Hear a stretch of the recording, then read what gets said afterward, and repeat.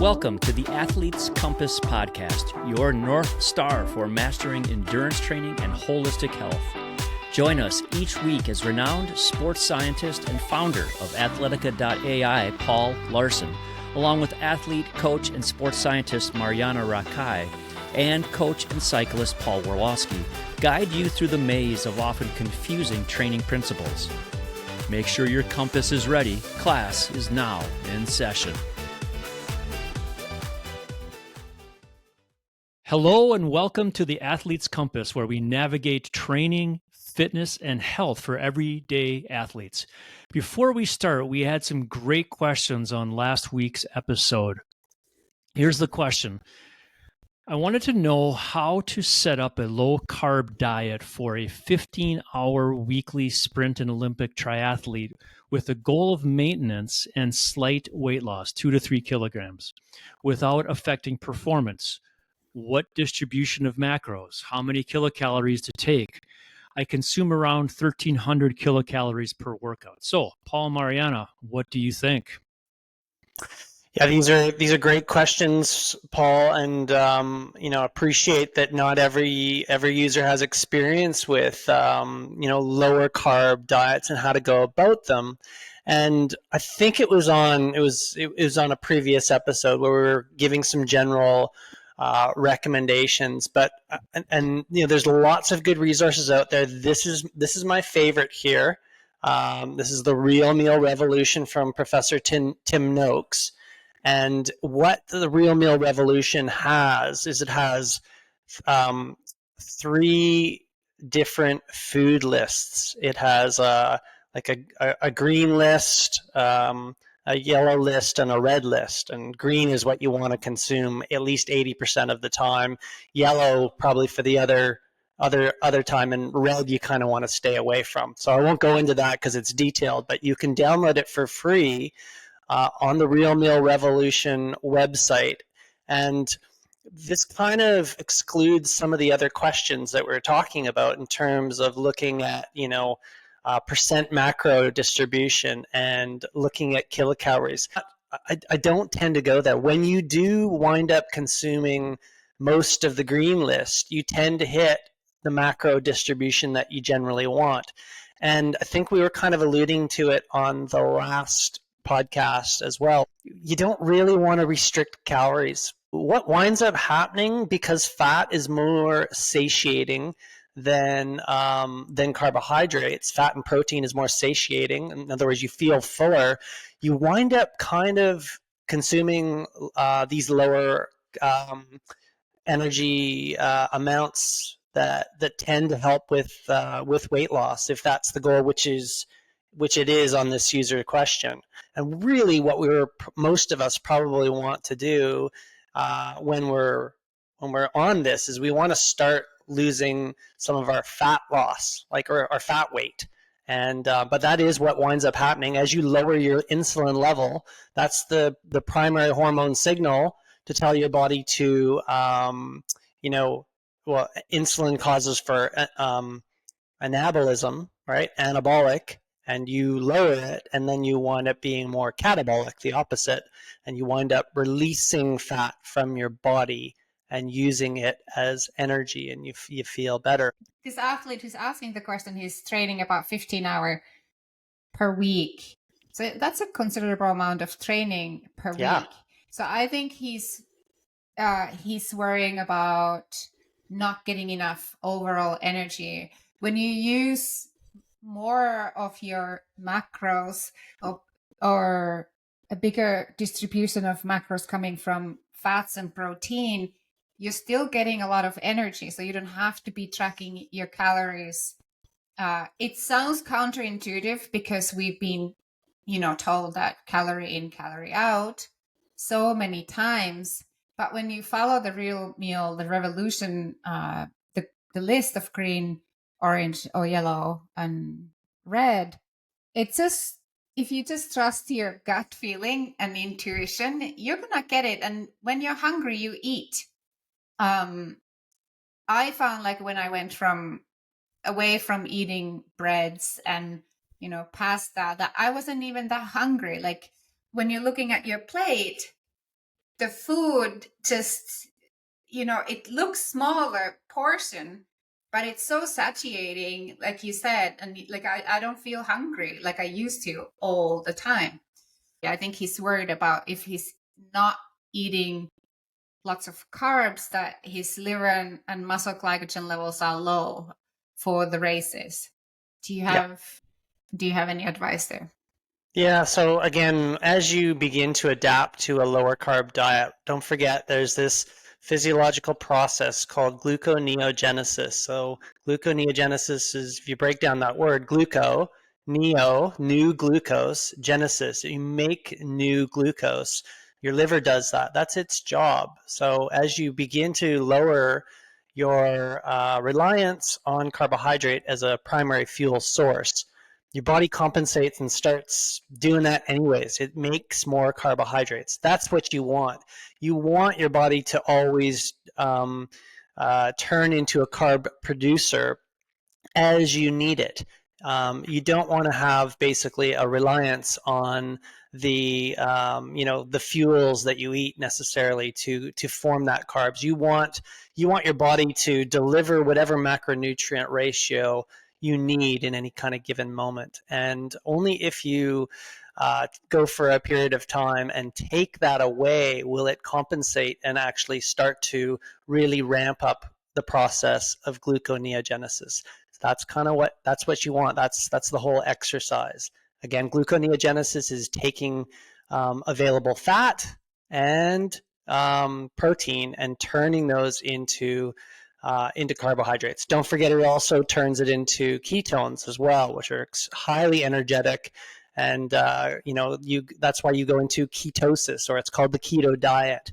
These are more powerful, more energetic in terms of their amount of ATP or energy relative per unit, and you get better mental clarity, and you can use this as a fuel source, but also your brain uses it as a fuel source as well.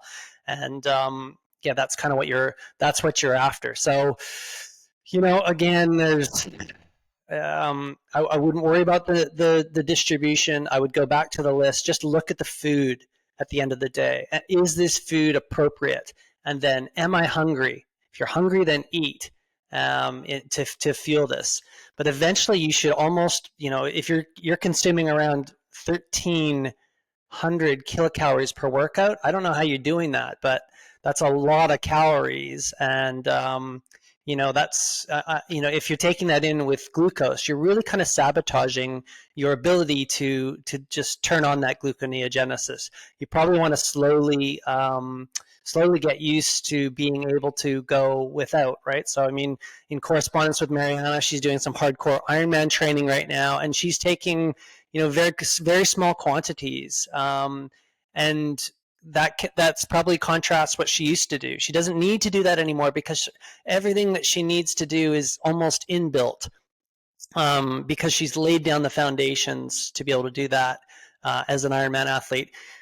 There's no reason why you can't do that as a sprint or Olympic distance athlete either. It's just the programs are actually quite similar. All right. That is it. And let's get back to the regular podcast. Thanks. This week, since both Paul and Marjaana practice this kind of nutrition, they are going to coach me as well as talk about one of Marjaana's athletes through a transition. So if you haven't listened to last week's episode about nutrition, about low carb or low carb, high fat diets, I would suggest you start there and then come back here. So coach me through what we do here. I typically race long gravel races, 3 to 6 hours at mostly kind of sub-threshold intensities. I'm using Athletica as my training coach, so I have a mix of intensities and durations. I have been trying this low carb, high fat, but I really don't know what I'm doing. I have some ideas. I've read Dr. Noakes's book. I've got his book for on recipes, and I've been trying things. Honestly, my big worry is, am I going to have enough energy to be able to manage long gravel races. So where should I start and what should I be doing? I think the first goal is to define yourself that you want to become a fat adapted athlete. Okay. Right, Paul? Yeah. Well, yeah, I couldn't agree more. Like you've come, or at least you're considering it, right? Like you're getting curious about becoming a fat adapted athlete and wondering, well, could this really actually help me? Yeah, you're probably there to start. And I think you were, Paul, right? Again, just to take it back to you, Paul. Yeah. I'm 60 and I'm a pretty lean guy, but I've noticed that, I've been a high carbohydrate, athlete all of my life because that's how I've thought that I need to fuel my rides. But I'm noticing a little weight gain around the middle, and I'm noticing that I need to take naps. When we were doing our list of things, that might indicate that you're insulin resistance, I was going, yeah, that one, fatigue, little bloatiness, the whole thing. It's like, I think I'm there. So yes, I am definitely curious. This is definitely something that I'd like to learn more about and try. Okay, perfect. So yeah, so we got you're the perfect little guinea pig now. Absolutely. And yeah, and you're wondering, well, where do I start, Where right? do I start? Well, Mariana, maybe over to you. Like, where did you start? What do you think the first thing that you did when you started to wind up about and trying this yourself? Because it's only been recent that you've done this same sort of transition. Yeah, my first was actually I want to show you this book. I read this book, OFF Pandemic, Oh, Phil Maffetone. Phil Naftone, yes. And there's so many things that in this book that resonated with me, and one of them was like a sugar addiction. So I started, and he has on his website, Math Method, there is a actual steps that you can follow if you want to see if you're sugar addicted or not. But I think the first step is to stay curious and take a step back and see, like, what are my biases? Like, what do I believe in? That was like, it was a little bit scary to like, oh, what fat adapted athlete? Like, what are you talking about here? I need to fuel for my long rides. How do I fuel? What if I Yeah. get hungry? What if I bonk?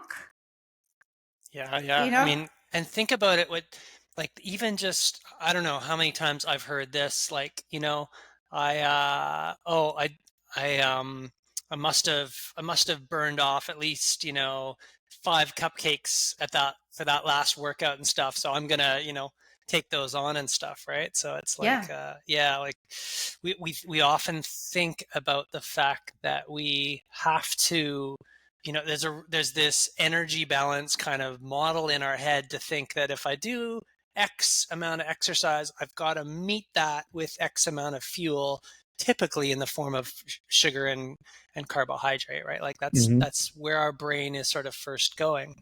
Whether it's a big pasta meal or cereal, with banana, with whatever on it, and but yeah, there's a different way you can kind of go at it to change the fuel source. And remember, that's the goal of all of this. We want to we remember the what we learned last day was that we're trying to leverage all of this energy that's stored on us. And some of us have more stored on us than others. Doesn't matter. Or whatever boat that you're in, you still want that objective, because the more you can access that, all of that stored fuel on you, the better, more efficient, the better you're going to be at your exercise, the better you're going to be during your day. So that's what we're doing here. That's what Paul's curious about, and that's what he's moving forward. So as a starting point, we probably shouldn't be starting the day off with a big bowl of cereal, or maybe 4 pieces of toast and jam, right? Like that's because remember the very first thing that Paul, reminded us about when he signed off was he said like we don't want to fuel that, like when we're starting out, we don't want to give the body the thing that is making it insulin resistant. So when we start out, how can we change the fuel sources to try to provide fuel sources that aren't going to give us this spike in insulin? So they're lower in, they're slow carb, or they're higher good fat kind of sources, protein sources. And I'll just say this is when I start with any of my athletes, and I've done this for 100 athletes. They come to me and I tell them, all right, you brought Phil Maftone's book out. That's great. There's lots of them out here.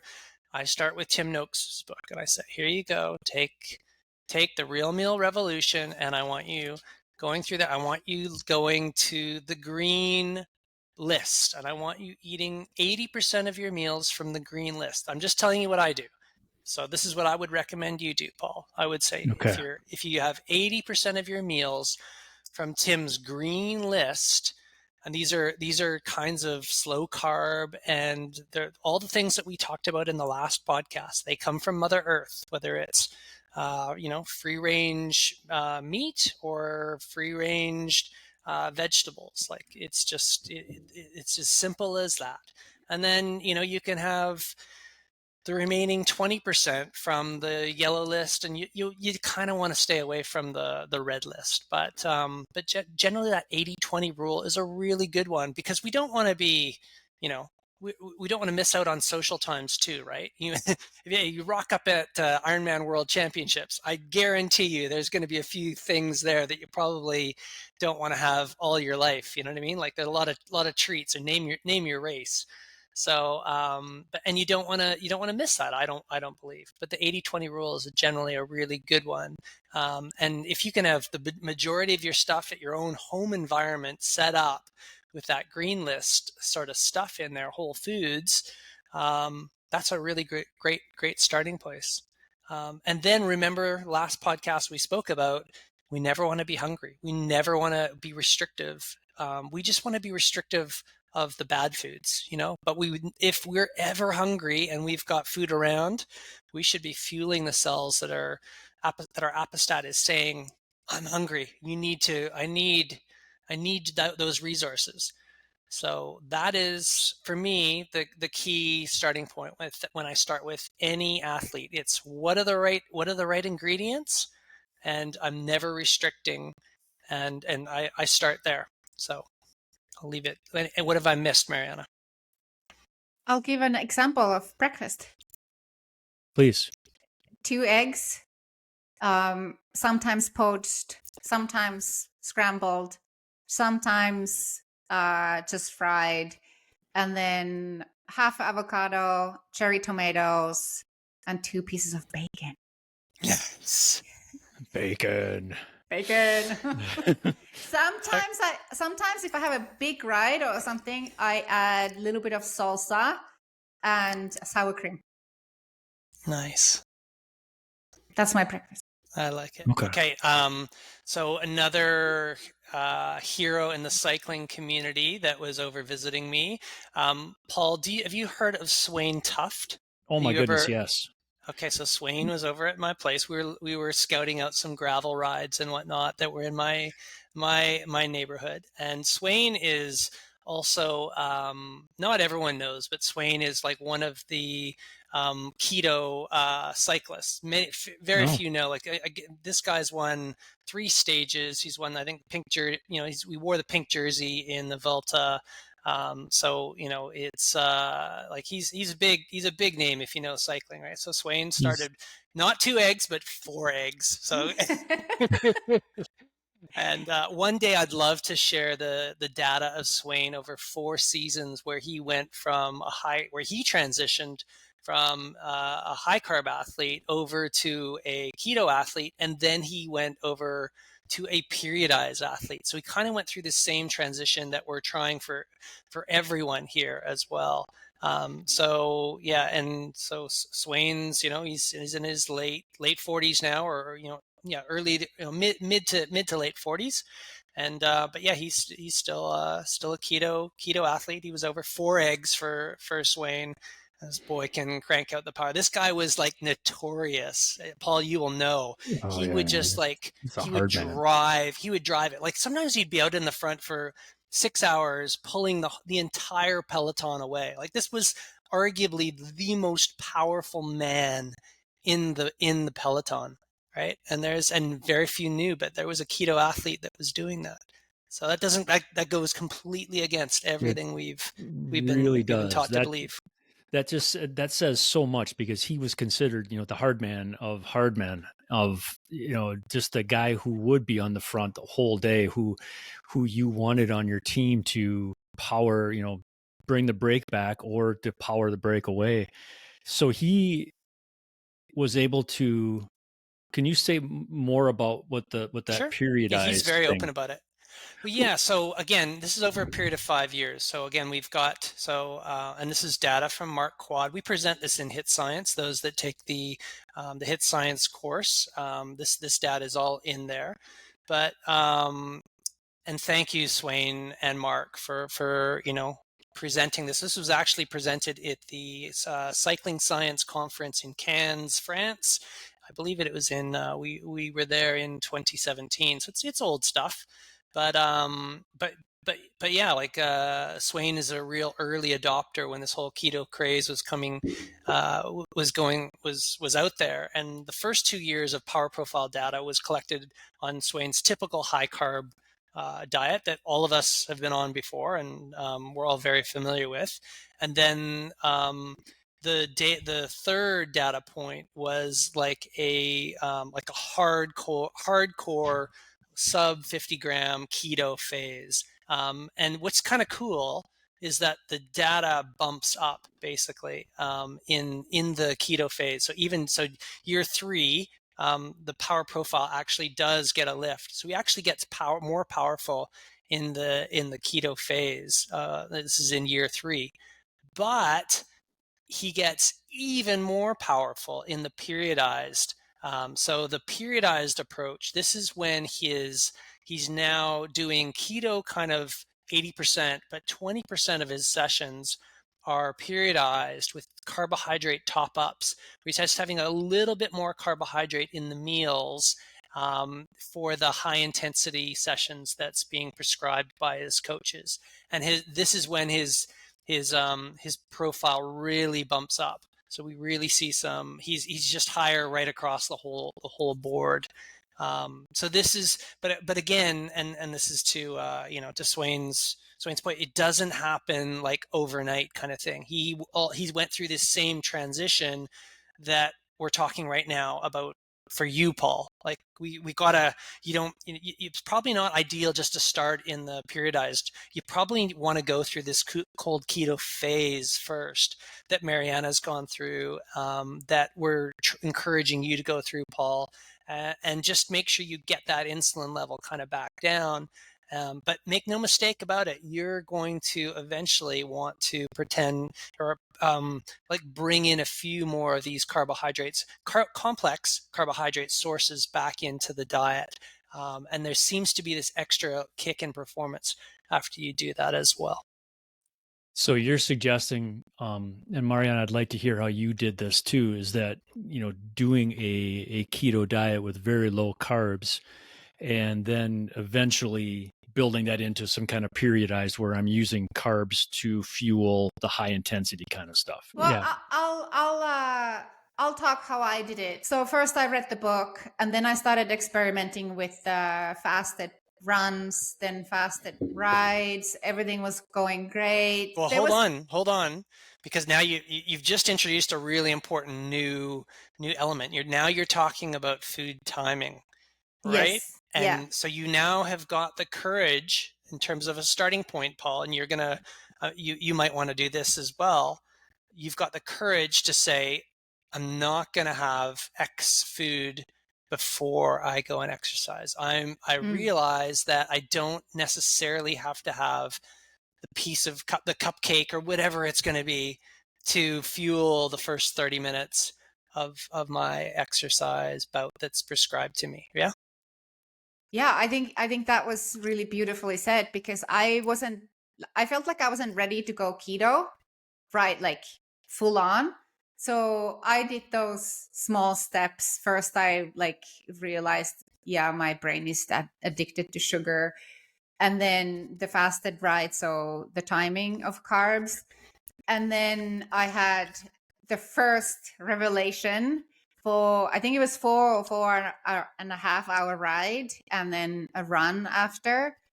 And I felt just freaking amazing. Like I've never had that energy before. So that was my first aha moment. So how did you do that? How did you get the courage to go and do that? Because like that, someone might be listening, and this is how I felt when I started. Like, how the frickin' hell am I going to go do 4 hours without taking my coffee muffin stop Yeah. on my regular bike route that I always do on the weekends? How did you get the courage to do that? My coach is a wise man, and he said, stay curious. Nice. No, it's self-talk. It was scary for sure. Like everything that I've learned is total opposite. Like you need to fuel yourself before you go on a 4.5 hour ride and run after. But I did those small steps. It wasn't like I jumped on a bike a 4.5 hour later. It was first half an hour, then 2 hours. So slowly got there. But I didn't have those crazy good feelings before I hit that 4 hour ride. So there was a adaptation period where I didn't always feel convinced that this is working. That I felt that easy rides were unnecessarily hard. I just felt like handbrake is on. So you kind of have to just, stay curious and move forward. Just keep trying. And then what happened in my life, I got really sick, and then there was an international move. I was eating healthy, but I didn't feel like I was at the point where I could go full on keto. And then once things settled, I'm like, okay, now I'm committing 100%. And I did that. Like I think it was a month where I tracked everything. And I learned that 20 grams of carbs a day is very low and it's hard to do because there's carbs in like tomatoes and red onion, and there's, like healthy stuff, there's carbs. So 20 grams is pretty tough to get to. So I did that, and I had some crazy good training experiences while I was in very, very low carb, like Kona weekend. And that was the second time I really surprised myself. Friday, I did half marathon and the swim portion, and my run was horrible. I was pushing the wall. I was bonking after 16K. And the day after, Saturday, as I was watching Ironman women in Kona, I rode 6.5 hours, and only ate almonds, and felt amazing. Like I could have kept going. And usually, like normally, I would have had that Coke and jelly beans and whatnot, and felt horrible. And day after, this is the crazy part. The day after, I had that half marathon to do, and I was pushing pace that I hadn't done in a long time on the half marathon, and I felt just energized and elevated and euphoric almost. So it was like half a year, almost even more, before I really committed and started, seeing big results. Yeah, it takes time. It takes time. Yeah, for sure. Everyone, the listener, everyone's on their own journey to this or not. Like, but it's certainly you do your own sort of pace. There's interesting aspects with food and family as well, social aspects, right? Because if you are listening and you're thinking about doing this, well, you've got the rest of your family and the rest of the fridge kind of to consider too, right? So how's that all going to work with meals and those sorts of things? Maybe that's a really good question, Mariana, for you. How does your own nutrition you know habits, how are they affected by the rest of the family's cooking and stuff? How do you manage that, if I can ask? Yeah, I think it has changed a little bit. Before we would eat, pastas, and kids love pasta. Um, we still do pasta, but I just don't, like if you make pasta bolognese, I don't eat the pasta. I just eat the meat sauce Yep. with my veggies and stuff. But yeah, definitely we eat less of that processed stuff. And I don't go to the middle aisles. They love their chips. So there's less chips in our family, which is, I think it's overall better. But I do sometimes I do buy for them because I know they enjoy it. But Yep. definitely, yeah, it's better. We always have huge basket of fruits, and that's still there. And Nice. yeah, so definitely it has changed a little bit. Definitely, everybody eats more vegetables for sure. Nice. And Paul, I wanted to get back to you because, when Mariana was talking about her euphoria and breakthrough moments there, you were telling us off air just before that you're sort of just starting down this journey, but you have almost kind of moved to this place where you're starting to have some breakthrough moments too. Can you tell us where you started and where you're at? Yeah, I was just thinking about that. Yesterday, I did a 4.5 hour ride and um, had a little bit of carbohydrate beforehand. I don't even remember what it was, but it was, very small amount. And on the ride, I had a nut and berry bar, but that was it. And I kept waiting for the bonk to happen. I brought along carbohydrates just in case, because I don't want to be out in the middle of nowhere bonking hard like you were, eating grass. And in the last episode, yeah, I know you weren't eating grass, but you were thinking Oh, about it. I was. And but I kept trying to push that wall, and I kept trying to find the wall, and it never came. I never hit the bonk. And I even intentionally started riding harder on the way home just to get a bonk, just to start experiencing that. And I never did. And when I got home, usually I'm like, ready to eat everything in the refrigerator. And I wasn't that hungry. I ate, I had a couple of eggs and some peanut butter, and that was it, just to refuel a little bit. Perfect. And I have felt fine ever since. Like, I'm ready to go out and ready, a ride right now. There's no fatigue, and it's a little like, whoa, what is this all about? Because I haven't been doing, I've been trying it.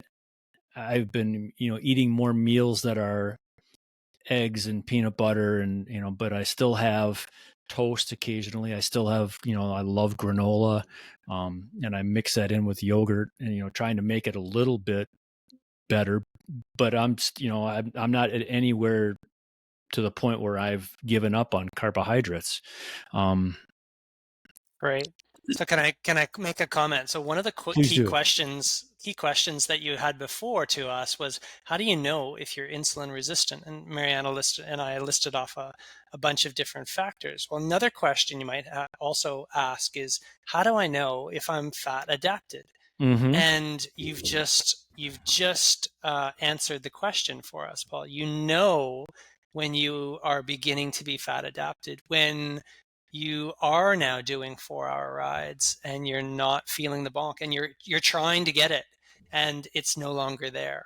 You are fat adapted when you get home and you still have that energy, and you you are ready to push kind of the next day. So these are all sort of the benefits that are coming to the forefront when you are fat adapted. So you've had this swing and this shift, and you really haven't had to do too much. You've only subtly removed kind of some carb sources and stuff. So you haven't, and this is kind of what I was saying before with the fact that endurance athletes in general, they're halfway there already. It's so easy for them to do and shift over and to become more fat adapted than someone that's kind of coming off the couch. So go ahead. It's maybe physiologically easy, but mentally it's not easy. Sure. But one of the questions I had in the beginning of my journey was, how do I know that I get enough energy for recovery? So I was thinking of, okay, I want to make sure that I get enough energy so that I don't get into the low energy availability and all the mayhem that can follow that, like stress fractures and all that.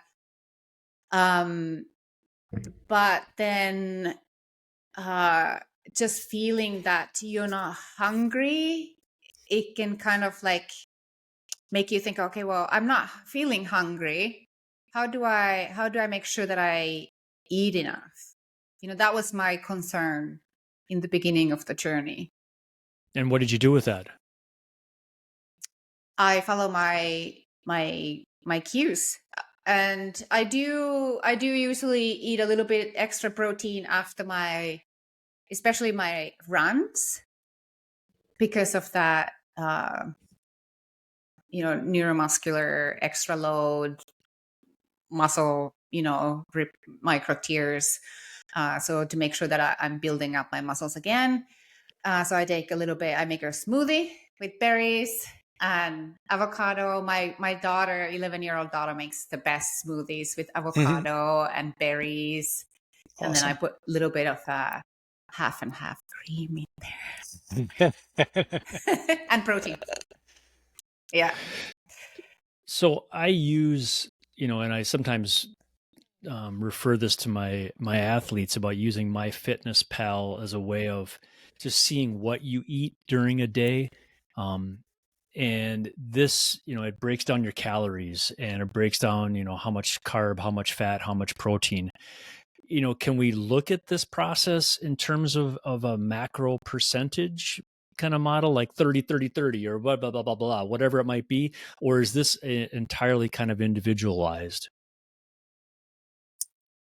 I think there's lots of different ways to skin the cat, as we say, with this whole thing. So, if you, like, Marjaana was even saying that she went through a whole 1-month project where she was very anal about, she recorded everything.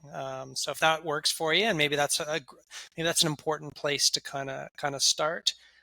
If that's, if that fits with your mental process, then great. But there's probably a bunch of other ways to kind of go at it as well, I would think.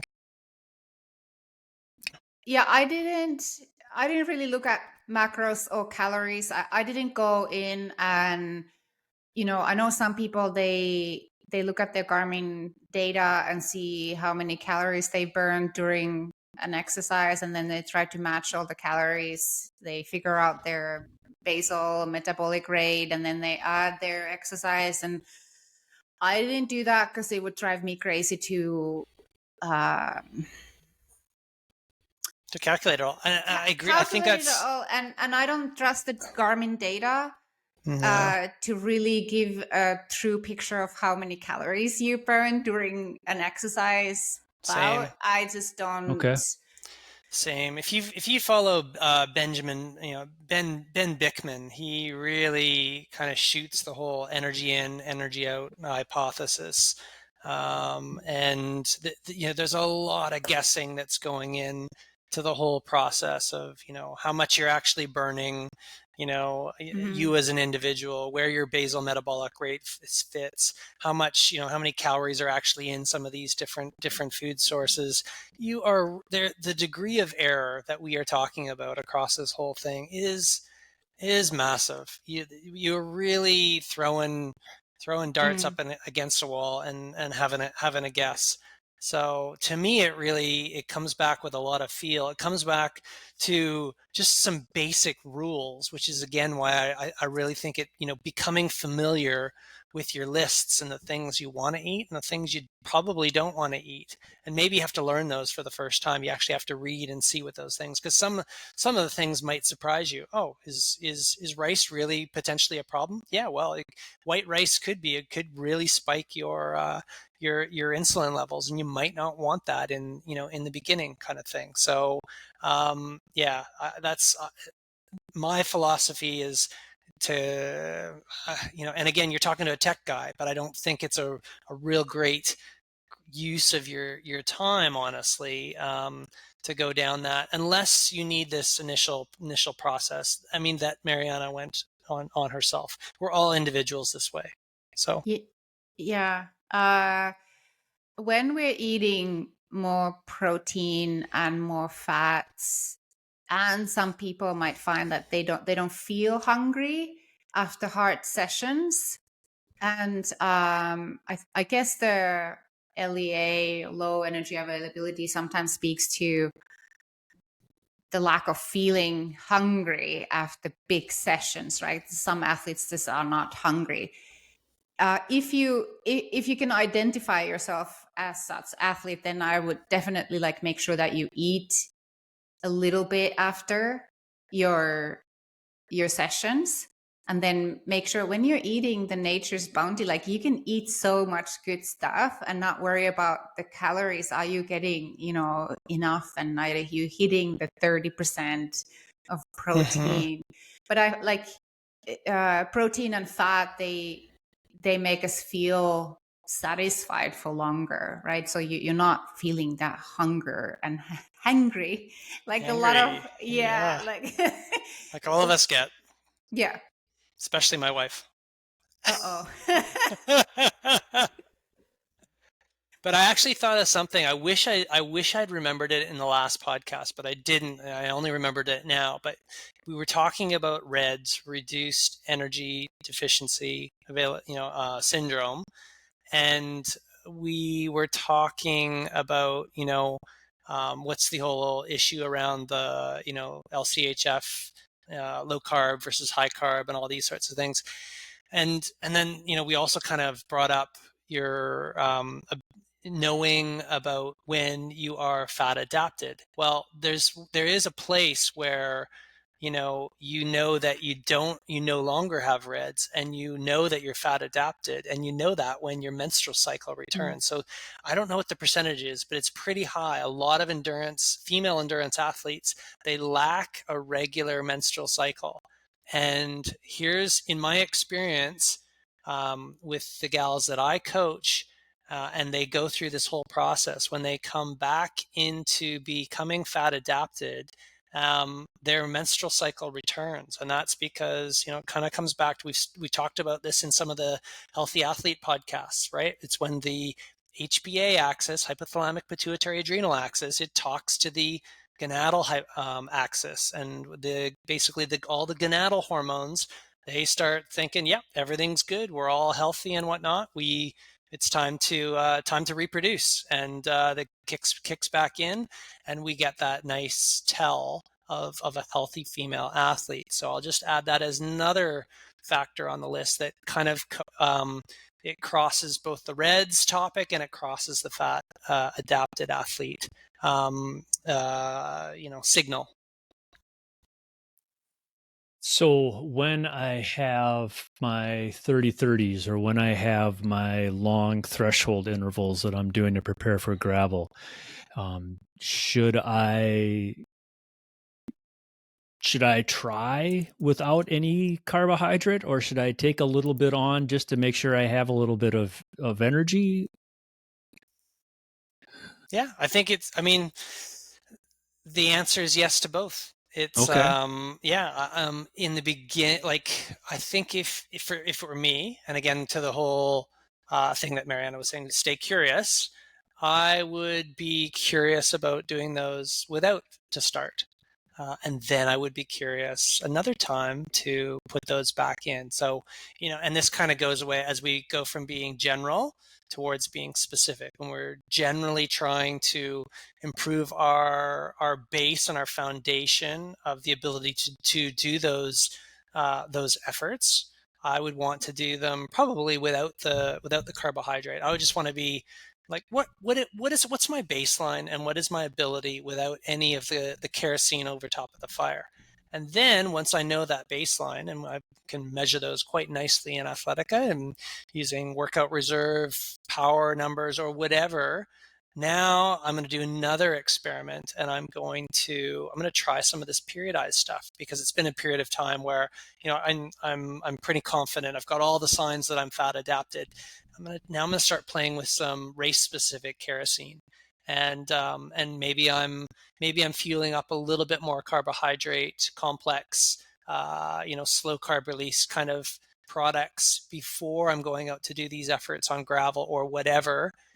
And maybe I'm even having a bit of my race product, because it's a race simulation kind of during some of those long efforts. So now I'm trying some of my my carbohydrate product that I know I'm going to use for the event itself, and I'm trying that out again. And then I'm going back and I'm comparing I'm comparing heart rate and power output during those. And you're always an N of one experiment with all of this sort of stuff. And that's how I'm operating. Thoughts, Marjaana? So, yeah, Marjaana, I'm doing the FTP test on Thursday. Should I try it without carbs? I mean, do you do your FTP test without carbs? No, it's been a while that I did. Well, no, we did FTP. Yeah, we did about a month ago. Yeah. No, I don't take anything. Like, I eat my breakfast, like my regular. Yeah. And then a few hours later, I would. I mean, that's a great question, though, Paul. Like, so think about it. An FTP test, it's 20 minutes all out, right? Yeah. Do you need carbs for 20 minutes?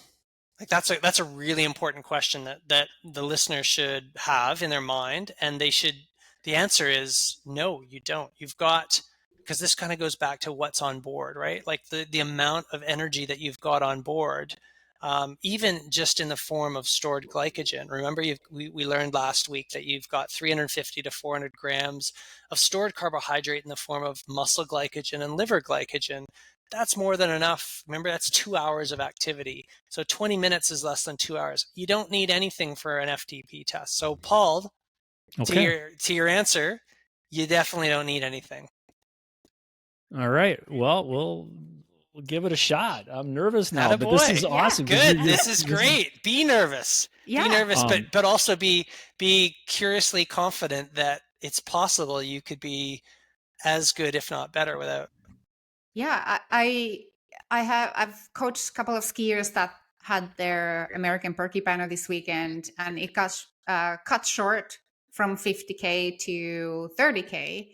And we were doing our pre-race chats, and I always ask them to do a race planning. And I said, well, like they had said, oh, I'll take this on this aid station. I'll take this, because we've talked about we need carbs during races. But then I'm looking at, okay, what is your goal pace, and what is your expected race time?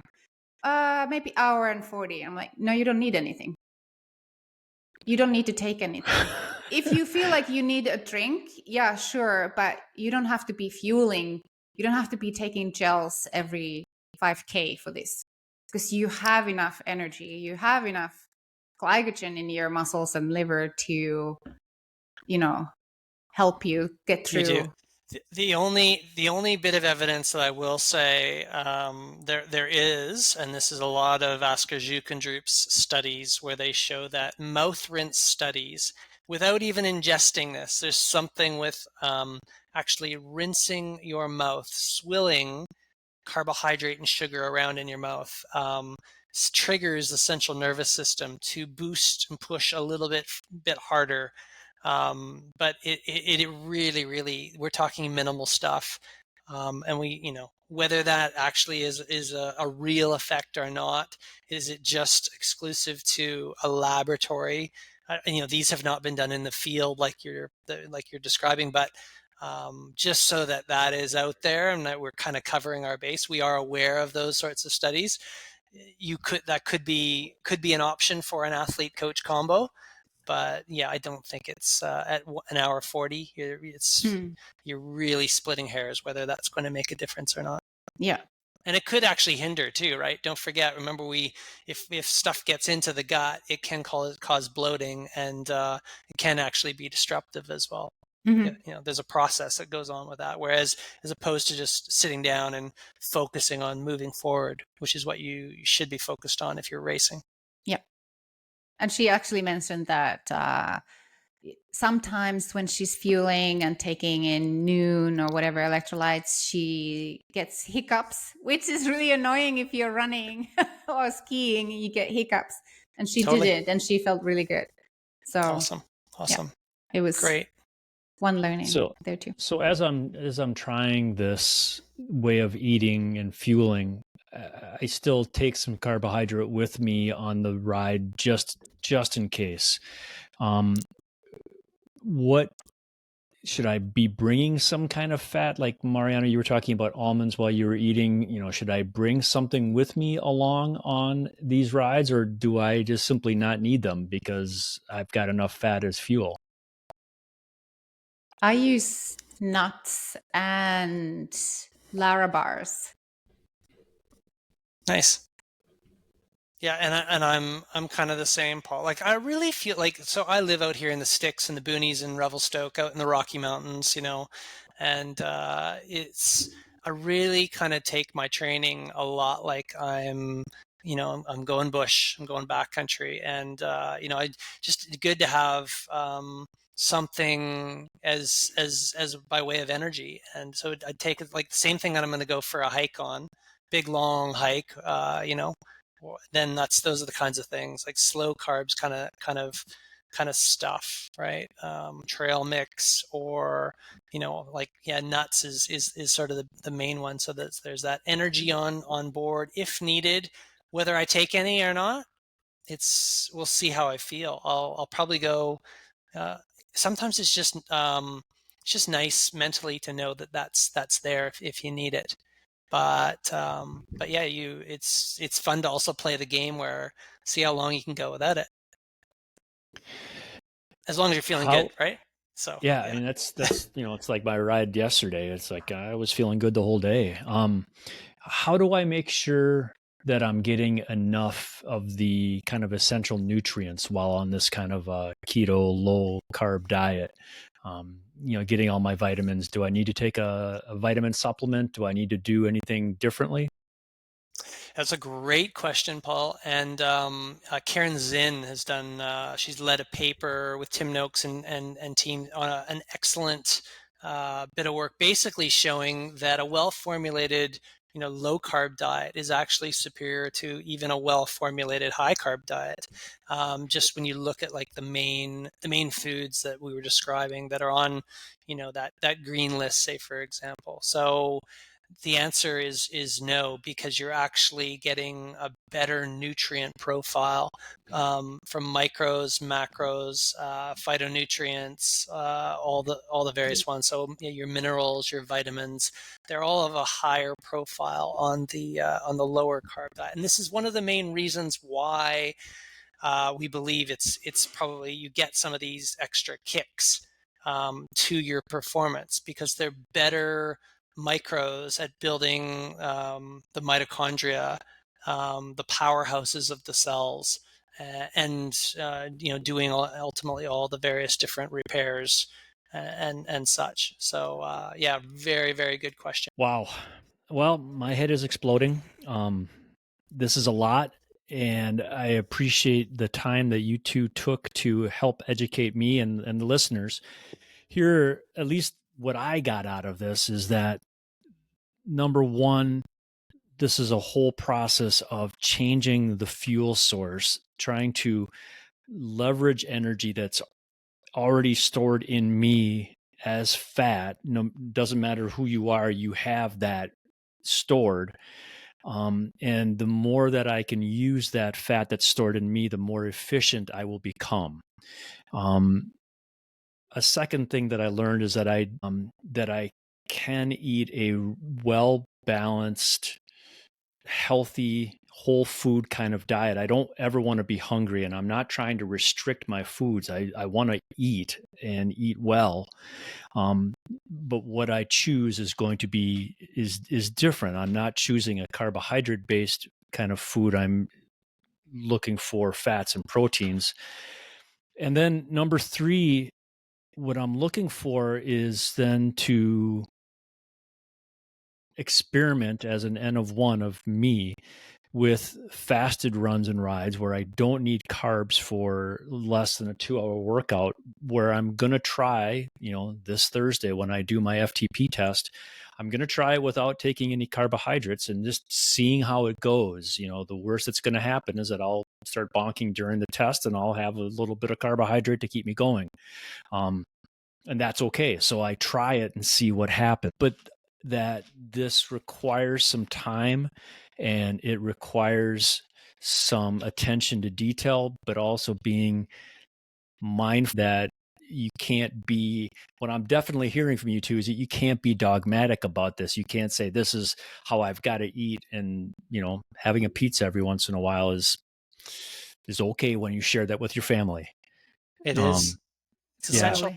It is. Pizza is good food. That is all for this week. Thank you for listening, and join us next week for the Athletes Compass podcast. You can help us by asking your training questions. I hope that we have a lot of questions after these 2 nutrition episodes.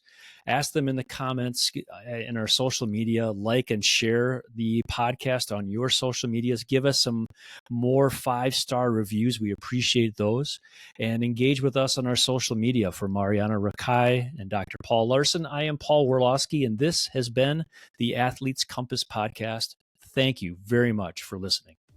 We hope you enjoyed another episode of the Athletes Compass podcast, your guiding light through the complex world of training for your endurance sport.